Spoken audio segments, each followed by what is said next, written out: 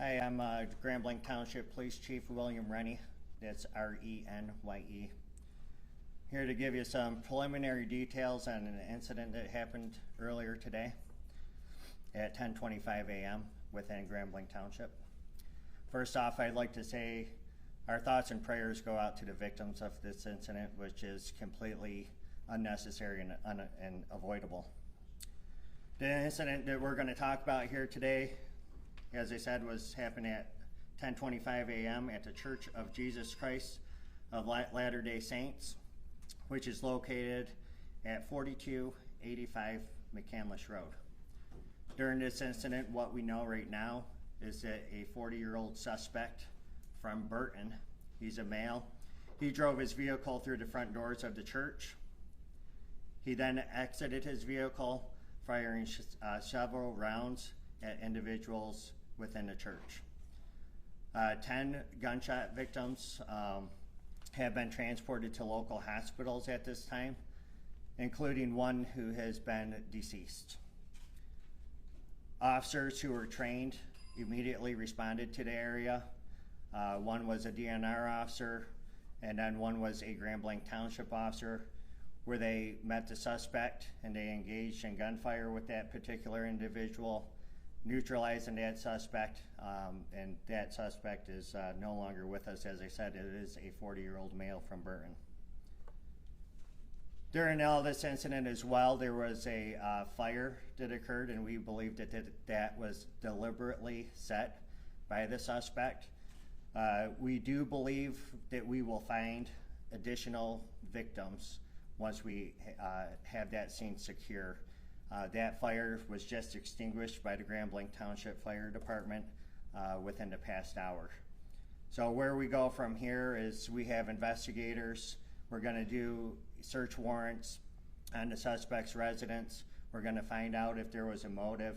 We're going to go through cell phone records, things like that. We had the FBI, they're devoting 100 agents to this area because, as you can imagine, there's a lot of witnesses that were within the church, and that is a lot of witness information, statements that we have to obtain. So I'd like to thank all the agencies who responded, the City of Grambling, Genesee County, Oakland County Sheriff's Office, Flint Township Police Department, the DNR, the State Police, and the ATF. I will provide additional information for you at 5 p.m., but I am willing to take any questions that you have that I could possibly answer right now. Chief, can you talk about the progress of events? Did the suspect set the fire, then get back inside of his vehicle and then ran the front door, or did it all happen at the same time? So from what I understand, and again, this is just a preliminary investigation right now, from what I have been briefed on, is that he rammed the vehicle through the front door, exited, then started firing shots. We are still trying to determine exactly when and where that fire ended up coming from and how it got started. So we believe it was deliberately set, though, by the suspect. Were they in an active service when this happened? Yes, the service was active. There was hundreds of people within the church. Are you sure it's only one suspect at this point, or is it possible other people helped setting the fire, what have you? Yes, it is one suspect that we know of at this point. We do not believe that there's a threat to the public. We believe that we have the guy who did this. Sir. Could you comment at all on the severity of the injuries at this time? We have a couple in critical condition. Like I said, one is deceased. The rest of them are in stable condition. So a couple, meaning three or two, I'm sorry? One deceased. The suspect is deceased as well. And then multiple victims are in critical condition. We do believe that we will find some additional victims once we find the area where the fire was. Any word on the weapon yet? An assault rifle. So, as far as ammunition, did he have live ammunition? That I don't know of yet, and I could get you later. Okay. Yeah. Hi, Hey. was the suspect known to authorities, and did he have any connection to anyone who was in that church? Right now, we don't have any of that information. but I'm confident that our investigators, along with the FBI, we're going to end up uncovering all that information and provide that at a later time for you. Chief, to clarify, you said there may be additional victims like inside the church, or?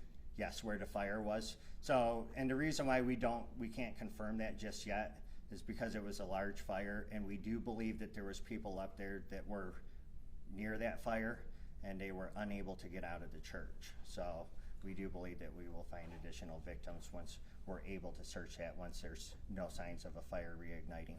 So do you believe then that the victims that are still there, they succumbed to fire injuries or gunshots, or you're not sure yet? That I'm not sure, but I could provide all that information hopefully at 5 p.m. The shots were fired in the. Shots were fired, yes. And he had no idea how many though at this point. No idea how many at this time. Yeah. Can you Sure. describe the church? Is there like a worship area and then like a gathering space or something like that? I mean, can you?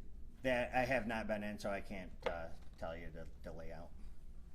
Chief, can you kind of describe the process of how things change for tactical response when there's an active fire? Every training I've seen, it's always been a building that has not been on fire. So how do you then deal with an active shooter when you have that situation happening as well? Well, we are here at Grand Blanc Township, and there's a lot of agencies within the state of Michigan. We are specifically trained to go right to the threat in an active shooter situation. And I'm proud of my guys and the DNR who responded to this scene, who immediately took that suspect out, so there was no additional victims. So it was a great job by our staff. Okay. So I understand it was a law enforcement officer that neutralized the suspect? Yes, there was 2 law enforcement officers involved. I will be back here at 5 p.m. to give you additional information and hopefully answer some of the questions that you guys went over here today. So, okay. Supervisor Bennett? I could just go sit in here. I'm so sorry. Thank you so much. Sorry. Hello, Scott Bennett, Grand Blanc Township Supervisor. Scott, S-C-O-T-T, Bennett, B-E-N-N-E-T-T. First, let me say we are heartbroken. This kind of violence doesn't happen in our community, and we are heartbroken that it came to Grand Blanc Township. And we're going to do everything we can to support the families, the victims, and our community getting through this situation. And it's something that no community ever wants to have. And we're going to do our best to do everything we can. We appreciate the outpouring of support from our elected leaders from both national and state in offering their assistance, and we probably will take them up on their offers. So we appreciate that very much, and we appreciate the community reaching out to us also. So the details are yet to come, as Chief Rennie has said, and we'll wait for a little bit later today when we have the rest of the situation assessed. But it may take a little while to do that. But thank you for all the support, and I'm sure that the families and the victims are going to need that. It's a tragedy that nobody wants to encounter. Thank you. Chief, before you step out, can you go over the process for family members, where you want them to go, who they should call to get more information and reunification? Yeah, so those family members, they are in a secure area right now. They have